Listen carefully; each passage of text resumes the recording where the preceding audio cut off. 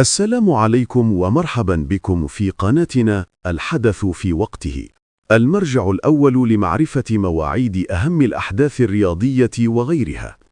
هنا ستجدون كل جديد بالتوقيت المضبوط وبطريقة سهلة وسريعة، فتابعونا لتبقوا دائما مع الحدث.